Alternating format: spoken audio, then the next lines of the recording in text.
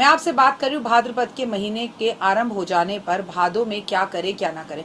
बड़ा ही खूबसूरत ये महीना है और क्यों ना हो श्री कृष्ण भगवान का जन्म इसी महीने में हुआ है। मैं आज आपको इस महीने से जुड़ी हर बात बताऊंगी, लेकिन आप इन बातों को पर कितना खरा उतरते हैं ये आप पर है। भादों के महीने में अच्छी सेहत पाने के लिए गुड़ का सेवन बिल्कुल भी ना करें, ये गलत है। साथ में इस महीने में दही नहीं खाना चाहिए। इसके अलावा बैंगन, मांस, मदिरा सेवन नहीं करना चाहिए।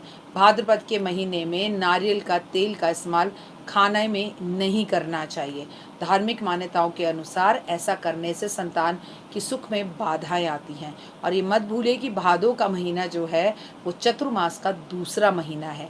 जो लोग संतान सुख की कामना करते हैं या नवविवाहित हैं, ऐसे समय में आपको कृष्ण की भक्ति बहुत ज़्यादा करनी चाहिए। भाद्रपद के महीने में मन में व्यक्ति के शुभ विचार रखने चाहिए। इस दौरान शादीशुदा जातकों को शारीरिक संबंध बनाने से बचना चाहिए।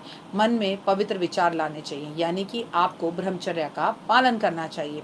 इस पूरे महीने में व्यक्ति को बाल नाखून काटने से, खासकर रविवार, सोमवार, गुरुवार और मंगलवार बचना चाहिए। लेकिन मैं आपसे कहूँगी ऐसा बिल्कुल मत करिएगा। आपको अगर नेल्स बड़े हो रहे हैं तो काटना चाहिए। किसी को नेल लग जाए, उससे उसको ज़ख्म हो जाए, हर बंदे को शुगर है, फिर शुगर में जो ज़ख्म है वो जल्दी भरते नहीं हैं, तो मुसीबतें आती है। ठीक है, ये बातें लिखी गई हैं। मंगलवार वाले दिन मत काटिए, शनिवार वाले दिन मत काटिए, लेकिन बाकी गुरुवार वाले दिन मत काटिए। संडे, सोमवार अगर आपको बाल काटने हैं, अगर आपको नेल्स काटने हैं तो आप काटिए। ऐसा थोड़ी कि 4 महीने इंसान हाथ पैर बाल ही नहीं काटे। भगवान श्री कृष्ण की पूजा करनी चाहिए। ये महीना लाभकारी रहता है। इस पूरे महीने में भगवान श्री कृष्ण की पूजा अर्चना आराधना करना, तुलसी उनको रोज भोग लगाना, तुलसी पर दिया जलाना बहुत ही लाभदायक रहता है। लेकिन उससे ज़्यादा फायदेमंद होता है इस पूरे महीने में गौ माता की सेवा करना। वैसे आपको बताऊं, जीवन में एक भी महीना ऐसा नहीं होता जब हम गाय की सेवा ना करें। एक महीना जीवन में एक भी दिन ऐसा नहीं होता जब हम गाय की सेवा ना करें। इस महीने में चावल, नारियल का तेल कोई आपको दान दे तो ऐसा दान बिल्कुल भी नहीं लेना चाहिए। आपको ऐसा दान करना चाहिए उन लोगों को जो खाना खरीदने में भी समर्थ नहीं है, जो बहुत गरीबी रेखा से भी नीचे हैं। तो उनको थोड़ी देखना, उन्हें खाना चाहिए कि हम नारियल ना खाएं, हम चावल ना खाएं, है ना। तो अगर ऐसे ज़रूरत है लोगों को, या तो उन्हें पैसे दे दीजिए या उन्हें राशन दिलवाइए। भाद्रपद के महीने में भगवान शिव और कृष्ण गणेश जी की पूजा ज़रूर करनी चाहिए। इस महीने में पवित्र नदियों में स्नान दान करना चाहिए, घर में पूजा पाठ करनी चाहिए। भाद्रपद के महीने में आपको श्री कृष्ण की पूजा के साथ साथ घर में रामायण करानी चाहिए, भागवत करानी चाहिए, भगवान की पूजा आराधना करनी चाहिए, भगवान शिव, कृष्ण, गणेश की पूजा करनी चाहिए। जैसे कुछ धार्मिक मंत्र जो है उसका जाप करना चाहिए। पवित्र नदियों में ब्राह्मणों को स्नान कराना चाहिए, माता पिता को स्नान कराना चाहिए, ज़रूरतमंद लोगों को अनाज का दान करना चाहिए, उपवास रखना चाहिए और कोशिश करनी चाहिए कि अपनी मनपसंद खाने की कोई चीज़ आप छोड़ें। आप अपने शुद्ध मन से रहें, पवित्र मन को रखें और मांस, मदिरा, शहद, गुड़, हरी सब्जियां, मूली, बैंगन का सेवन बिल्कुल भी नहीं करना चाहिए। इन चीज़ों से बचना चाहिए। सबसे बड़ी बात, पराई स्त्री पर नज़र नहीं करनी चाहिए। आपको निंदा करने से बचना चाहिए। आपको ब्राह्मणों की निंदा करने वाले व्यक्ति से दूर रहना चाहिए। आपको नेगेटिव लोगों से दूर रहना चाहिए। आपको बांसुरी श्री कृष्ण भगवान को अर्पण ज़रूर करनी चाहिए। छोटे छोटे बच्चों को बांसुरी भेंट स्वरूप ज़रूर देनी चाहिए। आपको मक्खन और मिश्री खानी चाहिए। आपको मक्खन और मिश्री का भोग प्रभु को लगाना चाहिए।